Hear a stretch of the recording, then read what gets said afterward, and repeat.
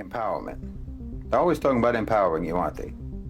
They're going to empower this one and empower that one. They're going to empower women, empower the poor, empower minorities, empower workers, empower the so-called developing world, empower the global south, empower Africa. They're going to empower everyone, aren't they? Don't you know when they say that, all they're doing actually is trying to implant weakness in your mind. They want to implant a sense of weakness in the minds of whoever they say that they're going to empower, to make you think that you need someone to empower you in order for you to have any power. You need them to give you power. That's just a psychological tactic for disempowering you, to make you think that the only way you can have any power is by means of their beneficence. Look, the powerful do not empower others. Power doesn't empower, power consolidates. And it never does anything but try to increase itself. The powerful are not going to try to bring you up to their level. Maybe a government will empower you to pay more taxes. They'll empower you to support them, to draft you and fight for them, to defend them, that's all. They'll empower you to serve their own power interests. A corporation will empower you to manufacture or sell or consume their useless goods. They'll empower you to not be self-reliant, to not be self-sufficient, to not be content. They'll empower you with a sense of inadequacy.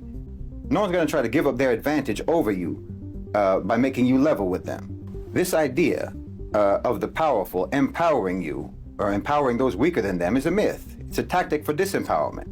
Look, class struggle is like this. Decolonization is like this. If you and I are in a race and you have on running shoes and I have on no shoes, are you going to try to even things out between us by giving me one of your shoes? So now we'll both run lopsided? Meanwhile, the other man in the race is on a motorcycle.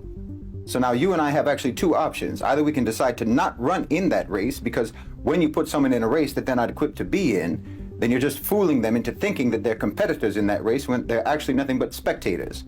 So either we choose not to run in that motorcycle race, or the two of us together decide to disable that motorcycle. That's solidarity, and that's the power that we have.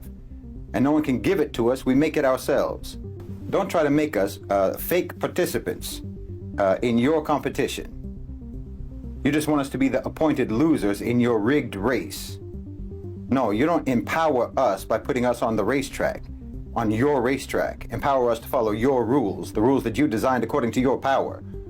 The only way that we can empower ourselves is to reject your rules and to reject your race and to reject your competition and call you out for the fraud that you're trying to commit, and to start following our own rules.